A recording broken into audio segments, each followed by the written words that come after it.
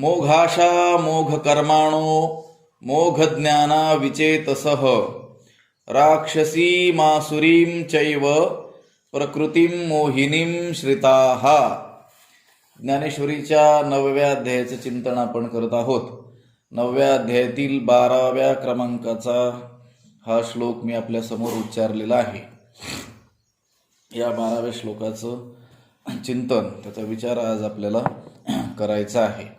11वा जो श्लोक आहे तो 11वा असणारा अवजानन्ति मां मूढा मानुषीं तनुमाश्रितम परम भाव मजानंतो मम भूत महेश्वरम, हा 11वा श्लोक. आणि हा मोघाशा मोघ कर्माणो मोघ ज्ञाना विचेतसः राक्षसी मासुरीं चैव प्रकृतीं मोहिनीं श्रिताः, हा 12वा श्लोक. हे दोन श्लोक जे आहेत ते भगवंताच्या अत्यंत दयेतून, अत्यंत काकुळतीनं हे स्फुरलेले हे 2 श्लोक आहेत. त्यांना या जीवाची अत्यंत दया आली, अत्यंत कळकळीनं ते हे बोललेले आपल्याला आढळून येतात. या श्लोकाचा अर्थ एकदा आपण पाहूया. मोघाशा, मोघ म्हणजे व्यर्थ. मराठीमध्ये देखील अनेक शब्द जे आलेले आहेत ते संस्कृतमधून जसेच्या तसे आलेले आहेत, काही थोडंसं रूप बदलून आलेले आपल्याला आढळून येतात. तत्सम, अगदी तसे जसेच्या तसे, हा मोघम शब्द सुद्धा मराठी भाषेमध्ये संस्कृत भाषेतून जशाचा तसा आलेला आहे. आपण ग्रामीण मराठीमध्ये मोघम शब्दाचा उपयोग करत असतो. व्यर्थ, निष्फळ हे सांगण्यासाठी हा मनुष्य काय करतो, मोघम फिरतो, म्हणजे व्यर्थच फिरतो. त्याच्या मागं काही कारण नसताना विनाकारण फिरतो. मोघम म्हणजे व्यर्थ. मोघ, मोघाशा,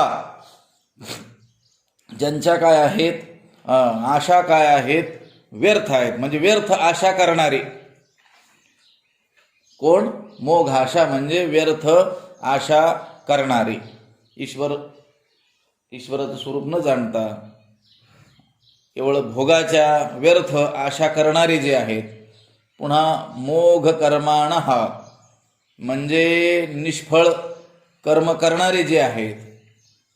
कर्म करतात पण त्याला काही ईश्वराला अपेक्षित आहे जे फळ, ते फळ नसलेले कर्म करतात. असे कोण? मोघ कर्माणः. व्यर्थच आशा धरून बसलेले जे आहेत भोगांच्या, ते कोण? मोघाशा. मोघाशा मोघ कर्माणः. पुन्हा मोघ ज्ञानाः म्हणजे ज्यांचं ज्ञान काय आहे, व्यर्थ आहे, व्यर्थ ज्ञानच बाळगून बसलेले, संपादन केलेले.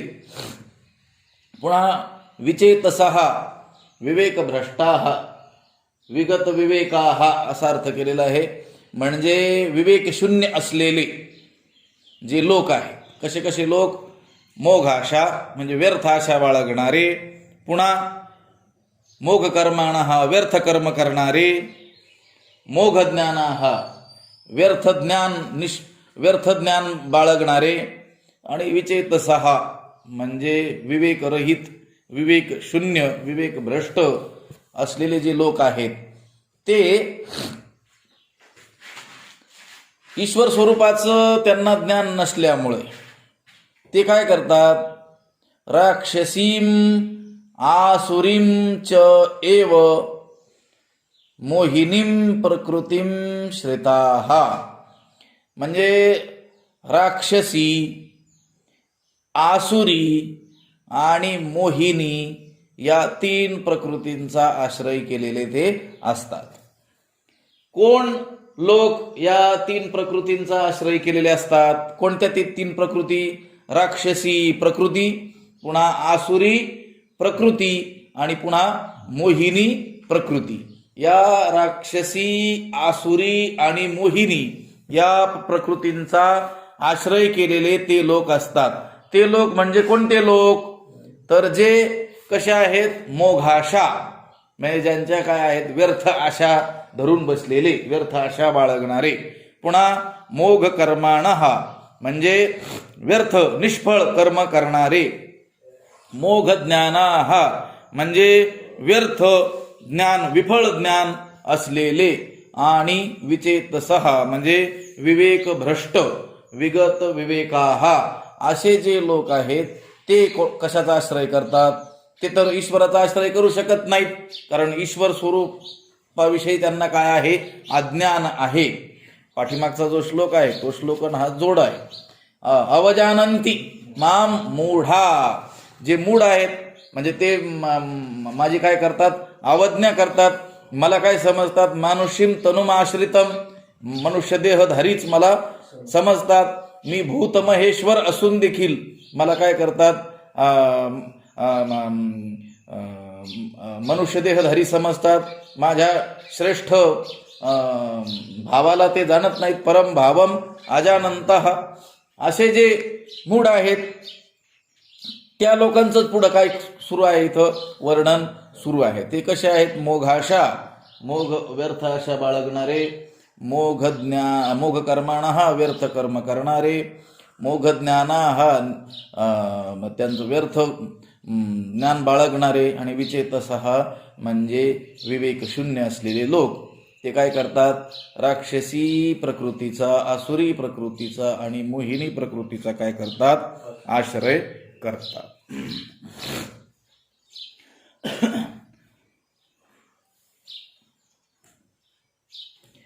हे बघा, संतांनी आपल्याला सर्वच गोष्टी अतिशय स्पष्ट करून सांगितलेल्या आहेत.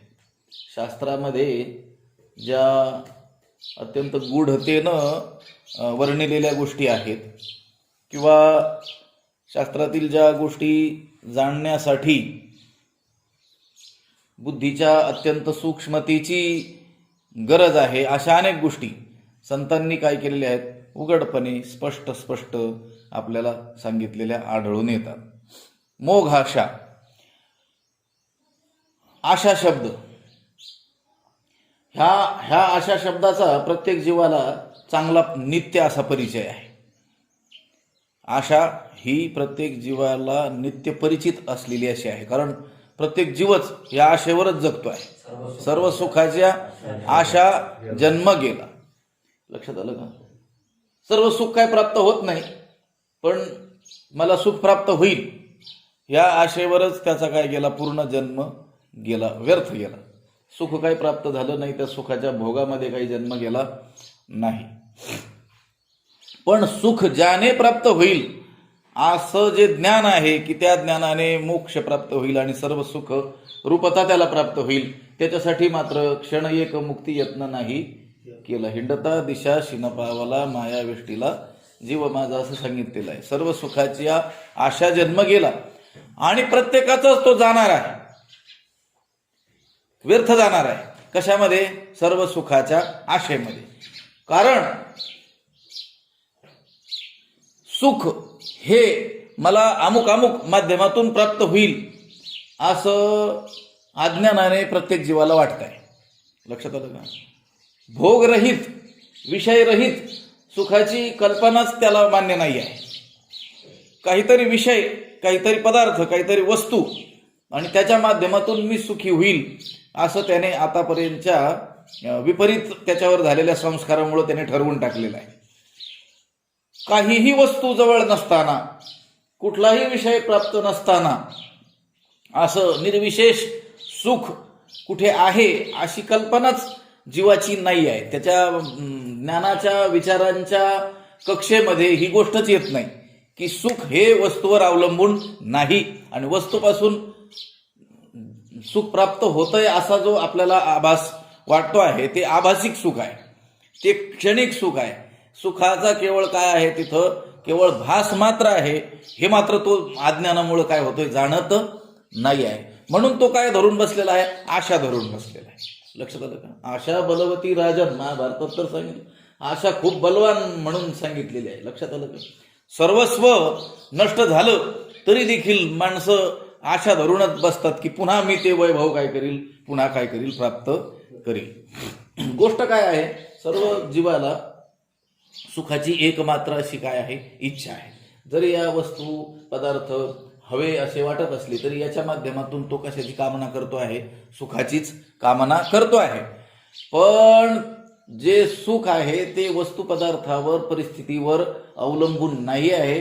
ते सुख जे आहे हे सुख परमात्म्याचं काय आहे स्वरूप आहे आणि तो सुखरूप असा जो परमात्मा आहे त्याला आपण प्राप्त केल्याशिवाय आपण सुखरूप होऊ शकत नाही. हे मात्र ज्ञान त्याला नसल्यामुळं तो काय करून बसलेला आहे, धरून बसलेला आहे, सुखाची आशा मात्र धरून बसलेला आहे. आणि ही त्याची जी आशा आहे ही कशी आहे, व्यर्थ आहे. लक्षात आलं, कधीही पूर्ण न होणारी आहे. लक्षात आलं. एका महात्म्यांनी सांगितलं, अखंडानंद सरस्वतींनी, ते म्हटले आपण मनामध्ये धारण केलेली जी आशा आहे ती पूर्ण होईल की नाही हे मात्र आपल्या हातात नाही. आणि आपण ठरवून टाकलंय की आशा पूर्ती झाली की मी काय होईल, सुखी होईल. पण ती आशा बाळगणं आपल्या हातात आहे, पण तिची पूर्ती होणं आपल्या हातात नाही. पण आशा बाळगली देखील कशासाठी, आपण सुखासाठी. पण सुखाचा एकमेव मार्ग आहे की ती आशा त्यागली पाहिजे आणि ते मात्र आपल्या हातात आहे, ते मात्र आपण करत नाही. लक्षात आलं का. आशा पूर्ती होणं हे आपल्या हातात नाही, पण आशेचा त्याग करणं मात्र आपल्या हातात आहे. आणि आशेचा त्याग हाच सुखाचा काय आहे, मार्ग आहे. म्हणजे सुखाचा मार्ग आपल्या हातात आहे, पण तो आपण मात्र करत नाहीत. लक्षात आलं का. काय करायचं, फक्त आशेचा काय करायचा, त्याग करायचा. लक्षात आलं. तुका म्हणे जरी योगाची तातडी, आशेची बी बुडी करी आधी. लक्षात आलं का. तो योग सिद्ध व्हावा असं वाटत असेल, परमात्मा प्राप्त व्हावा असं वाटत असेल, सर्व सुखरूपता आपल्याला प्राप्त व्हावी असं वाटत असेल, तर काय करायचं, ज्या आशा बाळगल्यात त्या आशा काय करायच्या, सोडायच्या. त्या सोडायचं आपल्या हातात आहे, पण आपण काय म्हणतो, ते सुटत नाही का. मग धरल्या कशा, धरण्याचा जसा काय झालेला आहे, तुमचा अभ्यास झालेला आहे. वारंवार अभ्यास करून करून करून करून आशा धरणं, आशा बाळगणं हे जसं सोपं गेलेलं आहे. आशा बाळगायला काही कष्ट पडतात का, नाही का. अनेक जन्म अभ्यास झालेला आहे. काय करायचं, काही वस्तूंची, काही गोष्टींची माहिती झाली की ती गोष्ट आपल्यालाही प्राप्त व्हावी अशी मनात काय करायची, आशा बाळगायची. आशा बाळगून बाळगून बाळगून आपला काय झालेला आहे, आशा बाळगण्याचा काय झालेला आहे, अभ्यास झालेला आहे. म्हणून त्या काय जातात, आशा बाळगायला सोप्या जातात. पण आशेची पूर्ती होत नाही ना. लक्षात आलं का. पण आशा त्यागणं का कठीण जातं, अजून अभ्यासच केलेला नाही आशाचा त्याग करण्याचा, आशा सोडतच नाही मनुष्य. लक्षात आलं का. अगदी प्राणकंठाशी आले तरी देखील विषयाची आशा मात्र मनुष्य काही सोडत नाही. पुढं विषय येणारच आहे 9व्या अध्यायामध्ये. ज्ञानेश्वर महाराज याचं बारकाईनं काय करणार आहेत, विचार करणार आहेत. मनुष्य अगदी मृत्यूशय्येवर पडला तरी देखील तो काही आशा सोडायला तयार नाही. पण ही आशा देखील आपण अभ्यासाने काय करू शकतो, सोडू शकतो. पण त्याचा अभ्यास केला पाहिजे, पण तसं आपण करत नाही. त्या आशा काय करतो, बाळगतच राहतो. आणि आशा ही परमम दुःखम नैराश्यम परमम सुखम, त्या पिंगलेचे उद्गार आहेत भागवतामध्ये, की आशा हीच खरी काय आहे, दुःखाचं कारण आहे. आणि आशेचा त्याग करणं हेच खरं काय आहे, सुख आहे. त्या पिंगलेला गुरु केलं कोणी, दत्तात्रय भगवंतानी तिला गुरु केले. जे 24 गुरु केलेले आहेत ना, त्यामध्ये तिला देखील काय केलेलं आहे, गुरु केलेला आहे. कारण ती वेश्या व्यवसाय करत असताना ग्राहकांची वाट पाहत बसायची. श्रीमंत कोणी पुरुष आपल्याकडं आपल्या सौंदर्याला भुलून येईल. एक दिवस मात्र दिवसभर आणि रात्रभर कोणीच आलं नाही, ती आशा धरून बसली. काय तिच्या पूर्वपुण्याचा उदय झाला, तिच्या मनामध्ये विवेक उत्पन्न झाला की मी या स्वतःच माझ्याकडं सुखाच्या आशेनं येणाऱ्या परपुरुषाची काय करून धरलेली आहे, आशा बाळगलेली आहे, की जे स्वतःच अपूर्ण आहेत. ते जर पूर्ण असते तर सुखाच्या कामनेनं माझ्याकडे आलेच नसते. आणि मी मात्र सुखाच्या कामनेनं त्यांच्याकडे पाहते. म्हणजे एक अपूर्ण दुसऱ्या अपूर्णाकडं पूर्ण होण्याच्या इच्छेने पाहतो. तिच्यामध्ये विवेकाचा उदय झाला आणि खरं सुखरूप असलेला जो परमात्मा आहे त्याची जर मी इतकी प्रतीक्षा केली असती तर मी सुखरूप होऊन गेले असते. हा विवेक तिच्या मनात उत्पन्न झाला आणि तिचे उद्गार त्या ठिकाणी निघालेले. आशा ही परमम दुःखम नैराश्यम परमम सुखम. आशा हीच काय आहे? परम दुःख, सर्वात मोठं दुःख. आणि जेवढी काय आपल्याला दुःख भोगावी लागतात आपल्या जीवनामध्ये, त्यातली अधिकात अधिक दुःख केवळ आपण आशा बाळगल्यामुळे आपल्याला भोगावी लागतात. लक्षात आलं का? कारण त्या आशा देखील आपण काय केलेल्या आहेत? व्यर्थ आशा बाळगलेल्या आहेत. लक्षात आलं का? एक आशा मात्र बाळगायला हरकत नाही. परम देवाची म्हणती ते होती तरी चित्ती का न धरावे. मी परमात्मा स्वरूपाला याची देह याची डोळा भोगू मुक्तीचा सोहळा, याच देहामध्ये मी भगवंताला प्राप्त करून घेईल, अशी आशा मात्र बाळगायला हरकत नाही. कारण ती काय दुःखदायक ठरणार नाही.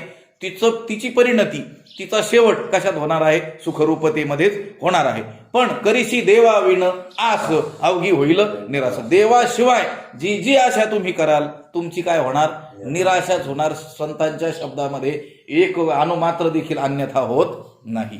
करीशी तेवढाच चरण पहा, पूर्ण अभंगही पाहण्याची आवश्यकता नाही. लक्षात आलं का? करीशी देवाविण आस अवघी होईल निराशा. देवाशिवाय कशाच्याही प्राप्तीची तुम्ही आशा बाळगली तर तुमची आशा पूर्ती होणार नाही. काय होणार? निराशा होणार. आणि थोडीफार निराशा होणार नाही, अवघी होईल निराश. लक्षात आलं? मग त्याच्यावर विश्वास ठेवायला का रोग आला आपल्याला? फक्त वाचायचंय का आपण? ते म्हणायचंय का फक्त? का दुसऱ्याला समजून सांगायचंय का? आपण ते बाळगाय आपल्यामध्ये आणायचंय? लक्षात आलं का? कशासाठी ते सगळे संतवाङ्मय किंवा शास्त्रवाङ्मय हे जे चाललंय सगळं कशासाठी आहे? ते आपल्या जीवनात उतरवण्यासाठी आहे. ते सांगण्यासाठी नाही. लक्षात आलं का? ते म्हणण्यासाठी नाही, बोलण्यासाठी नाही. ते बोलायचंय, म्हणायचंय, सांगायचंय कशासाठी? ते विस्मरणात जाऊ नये म्हणून. लक्षात आलं? हा पाठ चाललाय, तुम्ही ऐकतात, मी सांगतोय, पाठांतर करायचंय कशासाठी? हे विसरलं जाऊ नये. या मायेच्या बाजारात गेल्यानंतर लक्षात आलं का? हे सर्व काय होतंय? विसरल्या जात आहे. म्हणून ते विसरू नये हे म्हणून पुन्हा पुन्हा वारंवार त्याला काय करायची? आवृत्ती द्यायची. केवळ आवृत्ती देण्यासाठी त्यांनी लिहून नाही ठेवलेलं, ते आपल्या जीवनात उतरवलं गेलं पाहिजे. आता ते कधी काहींच्या लवकर उतरलं जाईल, काहींच्या उशिरा उतरलं जाईल. त्याच्या याच्यानुसार आहे, त्याच्या प्रयत्नानुसार आहे, त्याच्या त्या ओढीनुसार आहे, आवडीनुसार आहे. लक्षात आलं का? म्हणून ते म्हणतात मोग आशा. भगवंताचं स्वरूप जाणलं नाही आणि व्यर्थच काय केली? भोगाची आशा केलेली आहे. आशे मोग आशा जे आहेत. लक्षात आलं का? त्या आशे शब्दावरती आपल्याला कित्येक दिवस आपण बोलू. आशा नाम नदी मनोरथ जला तृष्णा तरंगा कुला. आशा ही काय आहे? महानदी आहे म्हटली. त्याच्यात तृष्णा आहे, तरंग आहेत वगैरे. साहित्यिकांनी मोठं काय केलं आहे? वर्णन केलेलं आहे. आशायाम ये दासा हा ते दासा सर्व लोकस्य. आशा येशाम दासी तेशाम दासा येते लोक, असं म्हटलेलं आहे. जे आशेचे दास झालेले आहेत ते सर्व जगाचे दास झालेले आहेत. आणि आशा ज्यांची दासी झालेली आहे त्यांचं दास्यत्व सगळं जग करतं. लक्षात आलं का? गेले आशापाश निवारण. संतांनी आशेचा त्याग केला तर सर्व जग त्यांचं दास होण्याची इच्छा करते.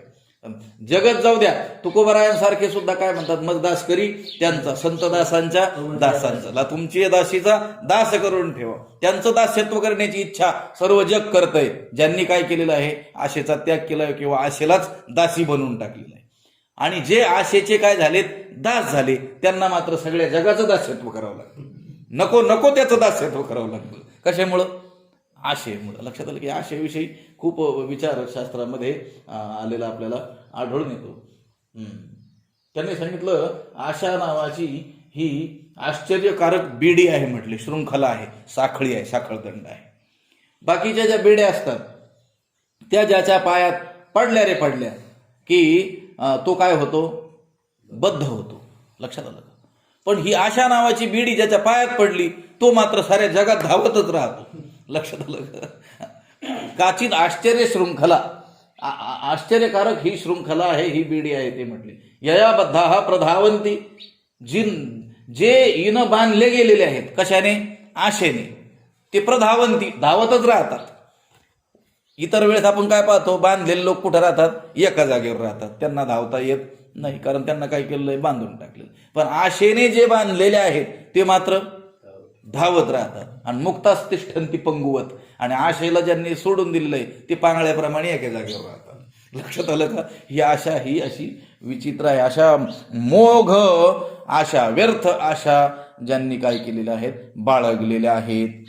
कशामुळं व्यर्थ आशा बाळगल्या? ईश्वराचं स्वरूप जाणलंच नाही. ईश्वर स्वरूप जर जाणतील तर या भोगांची व्यर्थता, निष्फळता, असारता, क्षणभंगुरता, लक्षात आलं का, परिणामी दुःखदायकता एकदा जाणली तर मग त्या भोगांविषयी माणसं व्यर्थ आशा बाळगणारच नाही. अन्नमान धन हे तो प्रारब्धाने आपल्याला ते प्राप्त होणार आहे हे जाणून ते काय राहणार आहेत, निश्चिंत राहणार आहेत. हा, काम करत राहतील, शरीराने काम करतच राहतील, पण विषय चाललाय मनाचा. कारण आशा काही शरीर नाही धारण करीत.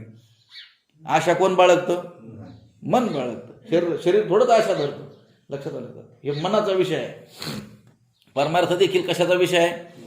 मनाचा विषय आहे. थोडे आहे का शरीर सहाय्य झाली का परिस्थिती सहाय्य झाली का काय भाऊबंद सहाय्य झाली का बुद्धी सहाय्य झाली काय सहाय्य झाली चित्त सहाय्य झाली. परमात्मा प्राप्ती लांब नाही, तो थोडाच आहे, जवळच आहे. पण काय तुम्हाला सहाय्य झालं पाहिजे? म्हणूनच माझे चित्त तुझे पाहिजे असं म्हणावं लागलं ना.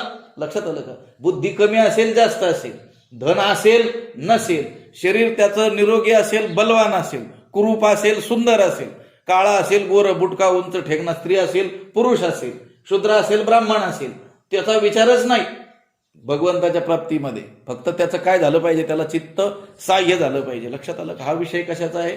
मनाचा आहे. लक्षात आलं का? देहाने काम करावंच लागणार आहे आपल्या वाट्याला जे आलेलं ते, पण त्यावेळेस मनाला थोडंच काही काम आहे. लक्षात आलं का? आता हे चातुर्वर्ण्य व्यवस्थेचं जे वर्णन आपल्याला केलेलं आढळून येतं, वर्ण आणि आश्रम, ब्राह्मण क्षत्रिय वैश्य शूद्र आणि ब्रह्मचारी गृहस्थ वानप्रस्थ संन्यासी, यानुसार ज्याला त्याला कर्म वाटून दिलेलं असतं. मनाला कर्म सांगितलेलं आहे का कुठं? ब्राह्मणाच्या मनाने हे काम करायचं, शूद्राच्या मनाने हे काम करायचं नाही. त्या शरीराला तो विधी लावला गेलेला आहे की त्याच्या वाट्याला हे काम आलेलं आहे, त्याने ते करायचं. पण मन जे आहे ते मात्र भगवत चरणी समर्पित करण्याला आपल्याला मोकळं ठेवलेलं आहे ना. लक्षात आलं का? पण त्या मोकळ्या ठेवलेल्या मनात आपण परमात्मा भरायचा तर आपण काय भरून ठेवलेलं आहे? आशा भरून ठेवलेल्या आहे. लक्षात आलं का? व्यर्थ आशा. लक्षात आलं का? कधीही प्राप्त न होणाऱ्या. आणि तुम्हाला सांगतो, संसाराची आशा कधी पूर्ण होईल का? कोणाची आशा पूर्ण झाली असं आहे का जगामध्ये? की आता संसाराबद्दल कामना बाळगली, इच्छा केली, आशा बाळगली आणि जेवढी बाळगली होती ती पूर्ण झाली आणि तो आता काय झालेला आहे? आता निश्चिंतीने पावलो विसावा, खुंटली धावा तृष्णेची, त्याची तृष्णा खुंटली. लक्षात आलं का? त्याची धाव मनाची संपली, असं जगात झालंय का? लक्षात आलं का?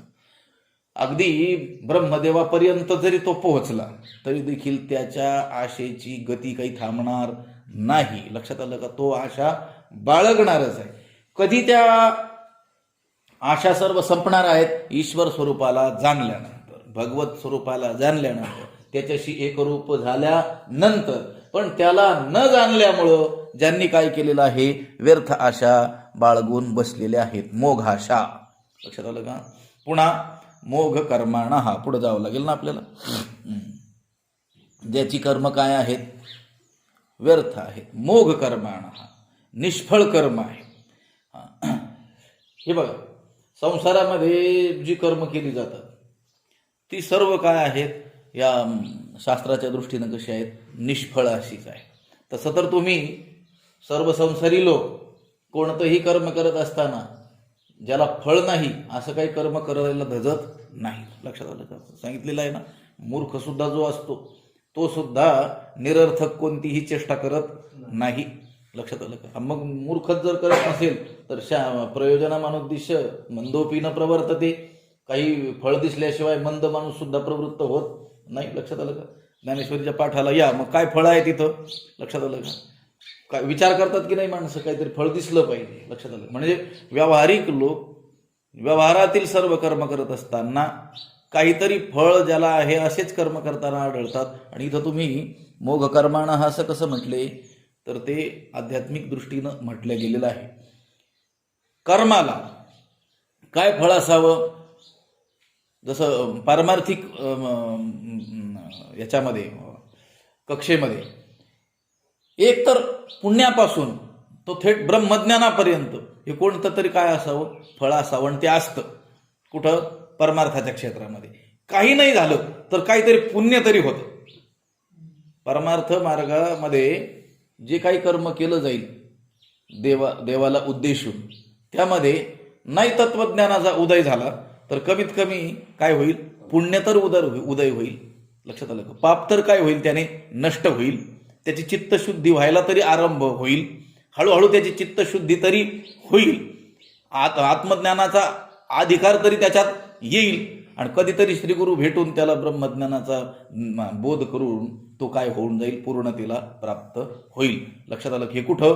परमार्थ मार्गामध्ये. पण व्यवहारामध्ये केली गेलेली जी कर्म आहेत ती सर्वच कशी आहेत? व्यर्थच आहेत, निष्फळच आहेत. आणि अशी निष्फळ कर्म करणारे जे लोक आहेत, जे व्यर्थ आशा बाळगणारे जे आहेत, व्यर्थ कर्म करणारे जे आहेत, पुन्हा मोघज्ञाना, व्यर्थ ज्ञान ज्यांना आहे. लक्षात आलं का? आता व्यवहारामध्ये जे काही ज्ञान असतं त्याला तर ज्ञानोबरायांनी ते अज्ञानच असं म्हटलेलं आहे. लक्षात आलं? व्यवहारात ठीक आहे, व्यवहारामध्ये व्यवहारातील लोक त्याला ज्ञानी असं समजत असतील, पण ते ज्ञान त्याला ईश्वर प्राप्तीमध्ये सहाय्यक होतंय काय, याच्यावर ते सगळं काय आहे? अवलंबून आहे. लक्षात आलं का? व्यवहारामधला कोणी ज्ञानी असेल तर त्याचं असलेलं ते ज्ञान व्यवहारातलं, तो डॉक्टर असेल, इंजिनियर असेल, वकील असेल, प्राध्यापक असेल, कोणी राजकारणी असेल, कोणी चतुर व्यापारी असेल, त्याच्याकडं असलेलं जे ते ज्ञान आहे ते ज्ञान त्याला इकडं परमात्मा प्राप्तीमध्ये सहाय्यक होतं का? त्या ज्ञानाचा आणि परमात्मा प्राप्तीचा काहीच संबंध नाही आहे. लक्षात आलं का?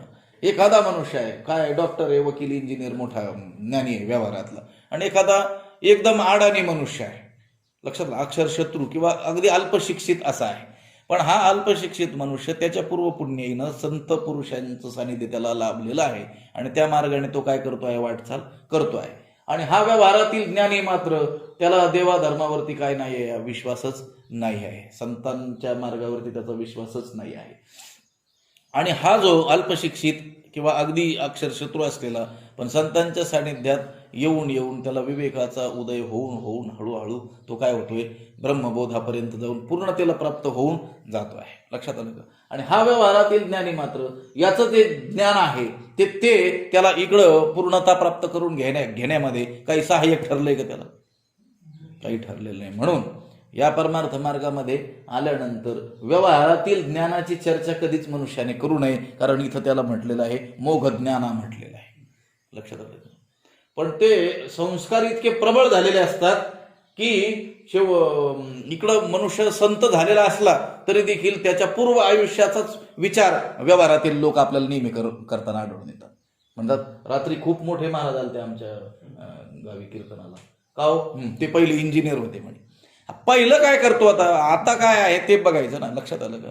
किंवा 2-4 कोणी महात्मे आलेले असतील आणि त्याच्यापैकी कोणी कमी शिकलेली शाळा, पण नंतर आळंदी पंढरीला जाऊन किंवा अन्य क्षेत्री जाऊन यातील अभ्यास केलेला असेल अध्यात्मशास्त्राचा, आणि कोणी डॉक्टर झालेलं नंतर वैराग्य निर्माण झालं, काही इंजिनियर झाले, ते सोडून देऊन मग साधू झालेले असतील.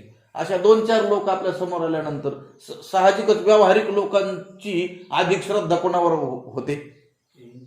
इंजिनियर होते, नंतर महात्मे झाले एवढाच विषय डोक्यात ठेवायचा. ते आधी काय होते त्याचा काही संबंध नाही, कारण त्या ज्ञानाचा या अध्यात्म मार्गामध्ये काही उपयोग नाही. लक्षात आलं का? मग जर काहीतरी उपयोग असता तर मग या मार्गात न येता देखील त्या जागेवरच ते मुक्त व्हायला पाहिजे होते ना.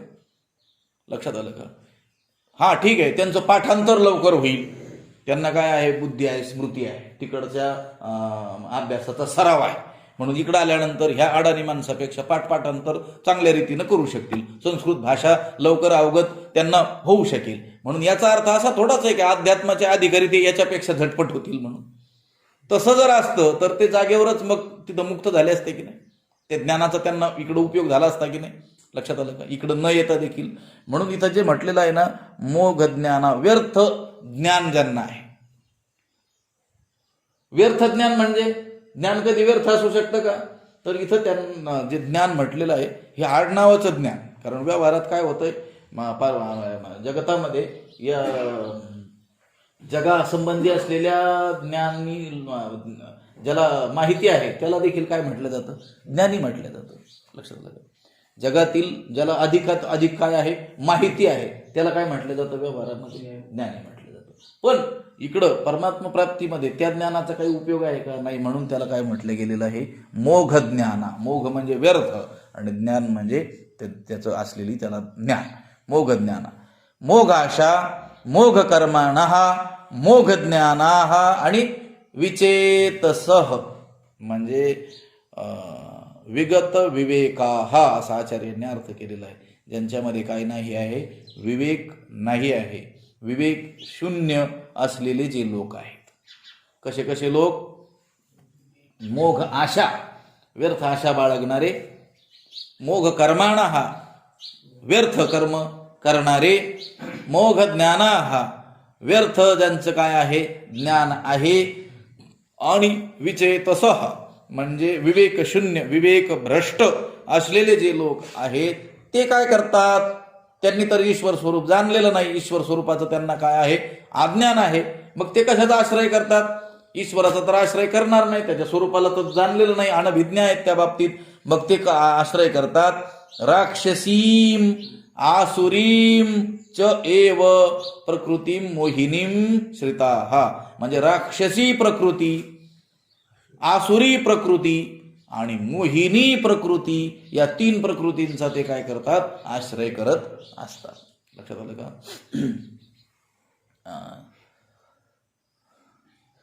राक्षसी प्रकृती, आसुरी प्रकृती आणि मोहिनी प्रकृती. तर इथं राक्षसी प्रकृती म्हणण्यामध्ये हिंसा, द्वेष इत्यादी गोष्टी या राक्षसी प्रकृतीमध्ये येतात. लक्षात आलं का? जसं तामसी लोकांचं जे काही वर्णन पुढं केले गेलेलं आढळून येतं गीतेमध्ये, ते सर्व कुणाचं वर्णन आहे, जणू या राक्षसी प्रकृतीचा आश्रय केलेल्या लोकांचं वर्णन ते आहे. आसुरी, आसुरच त्याला म्हणतात, आसू म्हणजे प्राण, आणि त्याच्यातच रममाण होणारा, आत्मकेंद्री, अत्यंत स्वार्थी, त्याला म्हणायचं आसुर. लक्षात आलं का? आसू शब्दाचा अर्थ काय, प्राण. मग देहतोची देव, भोजन ते भक्ती, मरण ते मुक्ती, पाखांड्याचे असं जे वर्णन केलेलं आढळून येतं ते म्हणजे आसुर. म्हणून इथं राक्षस आणि आसुर असे दोन शब्द आले ना, त्या प्रकृतीचं विशेषण देत असताना. कशी प्रकृती, राक्षसी प्रकृती, पुन्हा आसुरी प्रकृती आणि मोहिनी प्रकृती.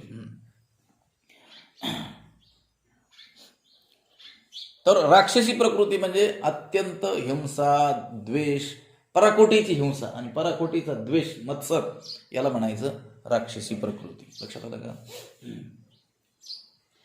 आपलं नुकसान झालं तरी देखील दुसऱ्याचं नुकसान झालं पाहिजे आणि त्याच्यामध्ये आनंद बाळगणारे जे असतात त्यांना काय म्हणायचं, राक्षस.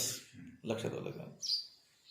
भलं आपलं काय झालं, जे खळांचं वर्णन करत असताना असं सांगतात ना, खलत्वम, कोण खळ आहे, तर आपले प्राण गेले तरी चालतील, पण दुसऱ्याचे प्राण जाण्यामध्ये, प्राणांचा घात होण्यामध्ये ज्याला आनंद वाटतो त्याला काय म्हटलं गेलेलं आहे, खळ म्हटलं. तेच वर्णन कोणाचं आहे, हे राक्षसी प्रकृतीच्या लोकांचं आहे. एका गावाजवळ एक मोठं असं जंगल होतं आणि त्या जंगलामध्ये हिंस्र पशु राहत होते. सहसा त्या दिशेनं कोणी जात नव्हतं, परंतु एक महात्मा मात्र त्या जंगलामध्ये तपस्येसाठी राहत असत. एकदा गावातील एक मनुष्य या जंगलाच्या दिशेने आलेला आहे, जंगलात आलेला आहे असं त्यांना लक्षात आलं आणि दिवस तर आता मावळण्याची वेळ झालेली आहे. मग याने जरी काही कामानिमित्त या बाजूला आलेला असला तरी आता अंधार होण्याच्या पूर्वी घरी गेलं पाहिजे असं त्या महात्म्यांना वाटलं आणि ते त्याच्या जवळ आले आणि कस्त्वम भद्रम, हे भद्रपुरुषा, हे सज्जना, तू कोण आहेस असं विचारलं. त्याने सांगितलं, खलेश्वरोहम, मी खळांचा ईश्वर आहे म्हटलं. लक्षात आलं? सगळ्या खळांचा अध्यक्ष आहे. ते म्हटलं, मग इह किम घोरे वने स्थियते, या घोर अशा वनामध्ये तू का आलेला आहेस बाबा? इथं तर हिंस्र पशु आहेत. लक्षात आलं का? इकडं आलेला मनुष्य पुन्हा पाठीमागं गेला नाही असा इतिहास आहे. आम्ही मात्र त्यावर उदासीन झालेलो असल्यामुळे या ठिकाणी राहत आहोत. परंतु तो संसारी मनुष्य आहे, तुझी आवश्यकता घरी आहे. लक्षात आलं का? त्या रस्त्यावर लिहिलं असतं ना, घरी आपली कोणीतरी वाट पाहत आहे, गाडी सावकाश चालव. तसं त्या महापुरुषाने त्याला सांगितलं. तो म्हटला, हे मला सगळं ठाऊक आहे इथं हिंस्र पशु आहेत म्हणून, मग तरी का आलास? ते म्हटलं, मी मुद्दामच त्यासाठी आलेलो आहे की त्या हिंस्र पशूंनी मला खावं आणि मला खाल्ल्यानंतर मग माझ्या रक्ताची चटक त्यांना लागेल आणि मग जवळच गाव असल्यामुळं त्या गावात जाऊन ते सगळ्या लोकांना खाऊन घेतील म्हणून मी आलेलो आहे. लक्षात, याला म्हणायचं खळ. आणि हे आहे राक्षसी प्रकृतीच्या लोकांचं वर्णन. लक्षात आलं का? आपलं नुकसान झालं तरी चालेल, पण दुसऱ्याचं नुकसान होण्यामध्ये ज्याला काय वाटतो, आनंद वाटतो, त्याला काय म्हणायचं, राक्षस म्हणायचं. त्या आपल्या लगत असलेले जे देश आहेत पाकिस्तान, आणि पाकिस्तानच्या पलीकडे जो अफगाणिस्तान आहे, त्यांची जी बॉर्डर आहे, तो जो त्यांच्या सीमेलगतचा जो प्रदेश आहे ना, एक मोठे लेखक त्या बाजूला काही कामानिमित्त काही अभ्यासासाठी गेलेले असताना तिथल्या स्थानिक जे काही लोक होते बुद्धिवान असलेले, त्यांना सहकार्य करणारे, त्यांनी सांगितलं होतं, हा प्रवास आपल्याला आता हा जो 60-70 किलोमीटरचा प्रवास करायचा आहे, हा आपल्याला अत्यंत जपून आणि आपल्या जीवावर बेतणाराच असा असणार आहे. ते म्हटले, का बरं? ते म्हटले, या भागात जे लोक राहतात त्या लोकांची जी लहान मुलं आहेत, त्या मुलांना जो निशाणा लावायचा अभ्यास करायचा असला ना, तर ते या हायवेच्या बाजूला येऊन बसतात आणि जाणाऱ्या येणाऱ्या गाडीवर नेम धरतात आणि त्यातून ते शिकत असतात म्हणे. लक्षात आलं का? लक्षात आलं काय शिकायचं? आपलं नेमबाजी शिकण्यासाठी ते कुठं असं एखादा फळा किंवा एखादं बोर्ड आणि मग त्यावरती काही असे पॉइंट काढून मग त्यावरती नेम धरायचं शिकत नाही. ते सरळच काय करतात, या हायवेच्या बाजूला येऊन बसतात आणि दूरवरून काय करतात, नेम धरतात. मग जाणाऱ्या येणाऱ्या गाडीवर नेम धरतात आणि लागला तर मग शिकला समजायचं. म्हणजे बघा, याला म्हणतात राक्षसी प्रकृती. म्हणजे माणूस मेला तरी चालेल, पण आपला नेमबाजी शिकायची झाली पाहिजे. लक्षात आलं का? हे अशी आहे राक्षसी प्रकृती. या राक्षसी प्रकृतीचा ते काय करतात, आश्रय करतात. कोण? हे वर वर्णन केलेले. आणि कशामुळं? ईश्वर स्वरूपाला न जाणल्यामुळं. लक्षात आलं का? ईश्वर स्वरूप जाणं हे किती आवश्यक आहे. लक्षात आलं का? ईश्वरावर उपकार करणं नाही आहे ईश्वराला जाणणं, म्हणजे आपण आपल्यावरच उपकार करणं आहे. लक्षात आलं का? कारण जर ईश्वर स्वरूपाला जर आपण जाणलं नाही तर आपण देखील काय होऊ, मोघाशा होऊ. हे आपलंच वर्णन आहे. मोघ कर्माणा हा होऊ, मोघ ज्ञाना होऊ, पुन्हा कसं होऊ, विचेतसा हा, विवेक भ्रष्ट आपण होऊ. आणि मग आपण कोणाचा आश्रय करू? एक तर राक्षसी प्रकृतीचा करू किंवा आसुरी प्रकृतीचा करू किंवा मोहिनी प्रकृतीचा तरी करू. कारण भगवंताने हे लिहून ठेवलेलं आहे. लक्षात आलं का? हे आपलं सर्वांचं वर्णन या ठिकाणी चाललेलं आहे. म्हणून आपल्याला जर आपलं पतन होऊ नये असं वाटत असेल, आपण आसुरी प्रकृतीचा आश्रय करणारे न ठरावं, राक्षसी प्रकृतीचा आश्रय न करणारे ठरावं, मोहिनी प्रकृतीचा आश्रय करणारे आपण न ठरलं पाहिजे. तर त्यासाठी आपल्याला काय केलं पाहिजे? आपल्याला ईश्वर स्वरूप जाणलं पाहिजे. आणि ईश्वर स्वरूप जाणलं तरच मग आपण व्यर्थ आशा बाळगणार नाहीत, व्यर्थ कर्म करणार नाहीत, व्यर्थ ज्ञानाचा अहंकार बाळगणार नाहीत, व्यर्थ ज्ञान मिळवण्याचा प्रयत्न करणार नाहीत आणि विवेक भ्रष्ट आपण होणार नाहीत. आपला विवेक काय राहील, जसाच्या तसा राहील, किंवा विवेक मिळवण्याचाही आपण काय करू, प्रयत्न करू. लक्षात आलं का? राक्षसीम आसुरीम चैव प्रकृतीम मोहिनीम श्रिता. हा राक्षसी प्रकृतीचा काय करतात, आश्रय करत असतात. हे बघा, राक्षस म्हणजे कोणी पुराणादिकामध्ये, रामायणामध्ये, महाभारतामध्ये, आपल्या शास्त्रामध्ये वर्णन केलेले कोणी मोठमोठे दातांचे, मोठ्या जबड्यांचे असं काही नाही. लक्षात आलं का? ज्याला हिंसा आवडते तो काय आहे, राक्षस. आपण त्याची व्युत्पत्ती मागं सांगितली होती नाही का, साहित्यिकांनी केलेली. साक्षरा हा विपरीतश्चेद राक्षसा एव केवलम. साक्षरा शब्दाला उलट केलं तर राक्षसा असा शब्द तयार होतो. लक्षात आलं का? म्हणजे आपल्या ज्ञानाचा, बळाचा, बुद्धीचा, आपल्या वैभवाचा, संपन्नतेचा, सामर्थ्याचा उपयोग उलट्या कामासाठी करणं, त्याला काय म्हणतात, राक्षस म्हणतात. लक्षात आलं का? आपल्याकडं विद्याविवादाय धनम मदाय शक्ती ही परे, विद्याविवादाय धनम मदाय असा श्लोक आहे, तिथं 2 वर्णन केलेलं आढळून येतं. विद्या त्यांना प्राप्त असली तर ते कशासाठी उपयोग करतात? विवादाय, वाद करण्यासाठी. आहे का तुला एवढं पाठ म्हण? लक्षात आलं का? ही विद्या प्राप्त आहे, पण कशासाठी उपयोग केला? अक्षराची आटणी केली तुकोबार आहे म्हणतात. कशासाठी? लोकांना पीडा देण्यासाठी. विद्या विवाद आहे. धन प्राप्त आहे, पण कशासाठी? मदाय, उन्मत्त होण्यासाठी. त्या धनाने दान धर्म करावा असं कधी आढळणार नाही त्यांच्या जीवनामध्ये. काय करणार? ते उन्मत्त होणार. आणि शक्ती ही परेशान परपीडनाय, आणि त्यांच्यामध्ये शक्ती जर प्राप्त असली, बळ, तर कशासाठी? परपीडनाय. हे कोणाचं वर्णन आहे? खलांचं. पण याच्या उलट जर केलं, लक्षात आलं का? विद्या कशासाठी? देण्यासाठी. लक्षात आलं का? विद्या विवाह, धन दान धर्मासाठी, आणि शक्ती कशासाठी? परोपकार करण्यासाठी. हे सज्जनांचं. लक्षात आलं? सज्जन आणि दुर्जन. लक्षात आलं का? मनुष्य आणि राक्षस हे ओळखायचे कसे? याच्यावरूनच.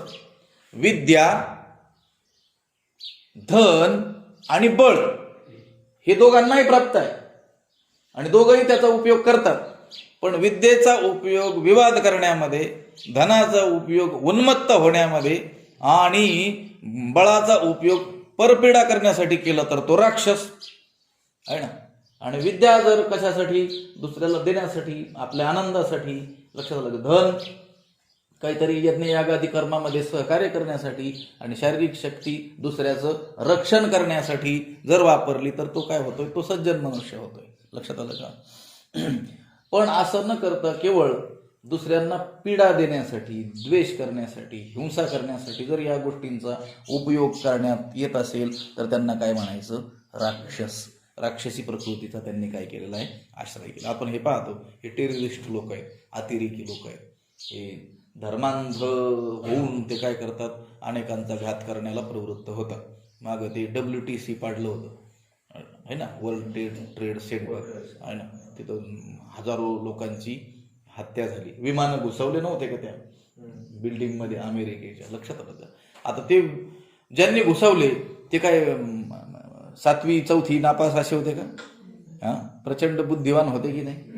इंजिनियर होते की नाही? पायलट होते की नाही? लक्षात आलं का? तरी देखील दुसऱ्याची हिंसा करण्याची प्रवृत्ती त्यांची झाली की नाही? म्हणजे राक्षसी प्रकृतीचा आश्रय केलेले लोक. कारण त्याच्यात त्यांना आनंद वाटला की 10-20 हजार लोकांची कत्तल एकाच वेळेस होऊ शकते असं केल्यानंतर. मग त्यांनी ते बुद्धीच वापरली की नाही? त्यांची बुद्धी कशासाठी झाली? विनाशासाठी त्यांनी वापरली की नाही? मग हे राक्षसी प्रकृतीचे लोक हिंसेमुळं, द्वेषामुळं. आणि आसुरी प्रकृतीचे असं सांगितलेले, आसु हो प्राण. आसू म्हणजे काय? आसू म्हणजे प्राण. आसू शब्दाचा अर्थ आहे प्राण. आणि त्याचंच रक्षण करण्याची ज्यांची इच्छा आहे त्याला काय म्हणायचं? आसू. म्हणजे आपणच जगलं पाहिजे, दुसऱ्याचा विचार नाही. तो हिंसा नाही करणार. लक्षात, दुसऱ्याला मारणार नाही. दुसऱ्याला मारलं की तो राक्षस. लक्षात, राक्षस आणि आसूर याच्यात थोडासा बदल आहे. काय बदल आहे? आसूर आपलं पाहतो. लक्षात आलं का? अंगमनाशी रुचावे, इतुलेनी कृत्य नाठवे, जो करण्याची नावे भलतेची करे. त्याला एक ती गोष्ट आवडली पाहिजे फक्त. लक्षात आलं का? ती तो करायला काय होतं? प्रवृत्त होत. मला वाटतं हे राक्षसी प्रवृत्तीचं वर्णन असेल. आणि आसूर म्हणजे असा की आपलं रक्षण झालं पाहिजे. स्वार्थ, पराकोटीचा स्वार्थ. लक्षात आलं? आत्मकेंद्री मनुष्य, अत्यंत स्वार्थी मनुष्य, त्याला म्हणायचं आसूर. अशा आसूर प्रकृतीचा ते काय करतात? आश्रय करतात. आणि गोष्ट खरी आहे ना, ज्याला ईश्वर स्वरूपाचं किंचितही ज्ञान नाही असे जे माणसं आहेत ते अत्यंत आत्मकेंद्रीय असतात. लक्षात आलं का? परोपकाराची जी भावना होते ना ती कुठेतरी ईश्वराच्या ज्ञानानेच आपल्यामध्ये येत असते. लक्षात आलं का? परोपकार करण्याची जी बुद्धी माणसाला होत असते ती बुद्धी काहीतरी पारमार्थिक संस्कार त्यावरती झाल्यानंतरच होत असते. नाहीतर मनुष्य परोपकार करूच शकत नाही. लक्षात आलं का? अत्यंत माणसाची जी प्रवृत्ती आहे ती कशी आहे? अत्यंत संग्रहाची अशी आहे. सगळं मलाच असलं पाहिजे अशी माणसाची प्रवृत्ती आहे. पण त्यात जर त्याला परोपकाराची भावना होत असेल तर समजायचं काहीतरी संस्कार त्याच्यापर्यंत त्याच्या सुदैवानं या अध्यात्म मार्गाचे, परमार्थ मार्गाचे आलेले आहेत. लक्षात आलं का? आसुर शब्दाचा अर्थ आहे केवळ आपल्या प्राणांचंच रक्षण, केवळ आपल्या देहाचंच रक्षण, केवळ आपलंच जो काय करतो आहे, पाहतो आहे, त्याला काय म्हणायचं, आसुर. अशा आसुरी प्रकृतीचा काय करत असतात, ते आश्रय करत असतात. आणि राहिली कोणती प्रकृती, मोहिनी. मोहिनी प्रकृती म्हणजे मोह धातू आहे. मूढ हा शब्द, मूर्ख हा शब्द याच्यापासून बनलेले आपल्याला आढळून येतात. मोहित जे होणं, लक्षात आलं का, म्हणजे त्याला म्हणा तुम्ही अविवेक. लक्षात आलं का, विवेक न राहणं हे आपल्यासाठी योग्य आहे आणि हे आपल्यासाठी योग्य नाही. असा विवेक न राहता केवळ त्या भोगांकडं प्रवृत्ती होणं, त्याला म्हणायचं ही मोहिनी प्रकृती. लक्षात आलं का. हे बघा, जन्माला आलेला जो जीव आहे त्याला या शरीर धारणेसाठी, आत्मरक्षणासाठी विहित काही विषय भोगावे लागणारच आहे. लक्षात आलं का. कोणीही झाला तरी त्याला या पंचविषयांचं सेवन काही प्रमाणात का होईना त्याला करावं लागणार आहे. पण आत्मरक्षणासाठी, केवळ शरीर धारणेसाठी या पंचविषयांचा स्वीकार करणं ही गोष्ट वेगळी. आणि त्या विषयांच्या आकर्षणापोटी केवळ ते विषय मी भोगणार, हे मला हवे आहेत, लक्षात आलं का, मी यांची प्राप्ती करणार, असं म्हणून ते विषय भोगणं ही गोष्ट वेगळी. आता संत पुरुष असतात, ब्रह्मज्ञानाला प्राप्त झालेले जे असतात, तेही दुपारी भोजन करावे लागतं की नाही, त्यांना करावं लागतं. त्यांनाही कपडे घालावे लागतात की नाही, घालावे लागतात. लक्षात आलं का. काही आजारी पडले तर औषध खावावे लागतात की नाही, खावे लागतात. प्रवासासाठी काही साधनं त्यांना हवे असतात की नाही, हवे असतात. आपल्याला जे जे हवं असतं ते सर्व त्यांनाही हवं असतं, त्यांनाही लागतं. लक्षात आलं का. पण ते त्याचा जे स्वीकार करत असतात विषयांचा, ते कशाकरिता, फक्त हे शरीर रक्षण होण्यापुरता. कारण या शरीराच्या माध्यमातूनच काय होणार आहे, शरीर माध्यम खलु धर्म साधनम, हे धर्माचं काय आहे, साधन आहे. लक्षात आलं का. कथेची सामग्री देह अवसानावरी, लक्षात आलं का, ते रक्षण करावं लागणार आहे, म्हणून ते या विषयांचं काय करत असतात, सेवन करत असतात. आणि सामान्य जीव तोही विषयांचं सेवन करतोय, विषयाची अभिलाषा बाळगतोय, विषय प्राप्तीसाठी प्रयत्न करतोय, पण तो काय फक्त शरीर रक्षण व्हावं आणि या शरीराच्या माध्यमातून मग धर्म घडावा याच्यासाठी करतो का, नाही. तो अविवेकामुळं, मोहामुळं, लक्षात आलं का, त्या विषयांचं स्वरूप न जाणल्यामुळं तो काय झालेला आहे, त्या विषयांनी मोहित झालेला आहे आणि त्या विषयाकडे त्याची काय होत आहे, प्रवृत्ती होते आहे. पण त्या अविवेकामुळे, मोहामुळे तो हे जाणत नाही की हे विषय माझ्यासाठी काय आहेत, ह्या काळामध्ये योग्य आहेत, एवढे सेवन करणं योग्य आहे, इतकं सेवन करणं अयोग्य आहे, ह्या काळात ते उचित नाही, हे मात्र तो काही जाणत नाही. केवळ काय करतो, भोगच भोगण्याचा प्रयत्न करतो. असे जे आहेत त्याला म्हणायचं मोहिनी प्रकृती. लक्षात आलं का. विहित भोग तर भोगणारच, पण अविहित जे आहेत त्याच्यासाठी ते ठरवलेले नाहीत, शास्त्राने वाटण्या केलेल्या आहेत ना. लक्षात आलं का. त्या अविहित भोगांकडे देखील त्याची काय आहे, प्रवृत्ती आहे. म्हणून तो काय आहे, मोहिनी प्रकृतीचा आश्रय केलेला आहे. या प्रकृतीचे जे प्रकार त्यांनी केले, राक्षसी प्रकृती, आसुरी प्रकृती आणि मोहिनी प्रकृती, या 3 प्रकृतींचा त्यांनी काय केलेला असतो, आश्रय केलेला असतो. लक्षात आलं का. हा श्लोकाचा एक सरळ अर्थ या ठिकाणी आपण पाहिलेला आहे. मोघाशा म्हणजे भोगांची व्यर्थ आशा बाळगणारे, व्यर्थ आशा करणारे. मोघ कर्माणः म्हणजे निष्फळ कर्म करणारे.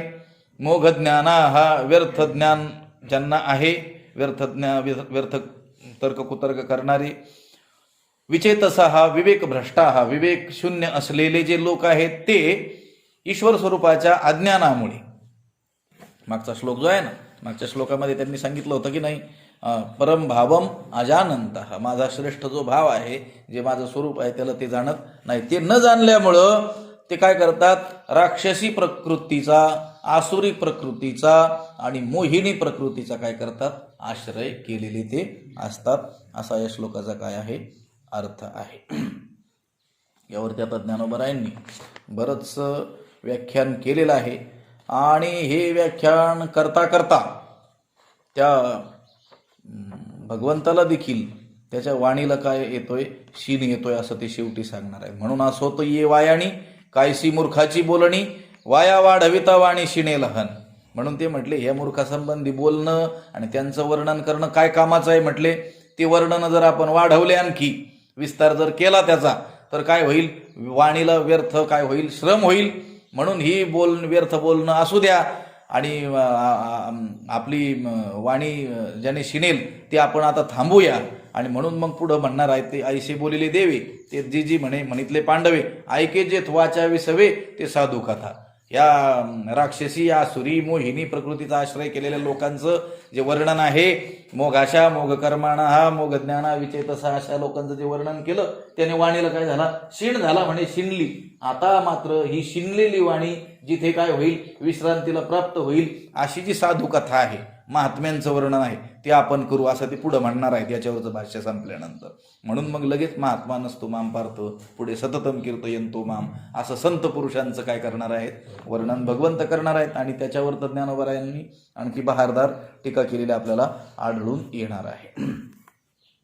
आता हा जो श्लोक आहे, ह्या श्लोकाचा केवळ श्लोकाचा विचार आपण केला, त्यावरती ज्ञानोबरायांनी जे म्हटलेलं आहे त्याचा विचार आपण उद्या करूया. पुंडलिक वरदा हरी विठ्ठल श्री ज्ञानदेव तुकाराम.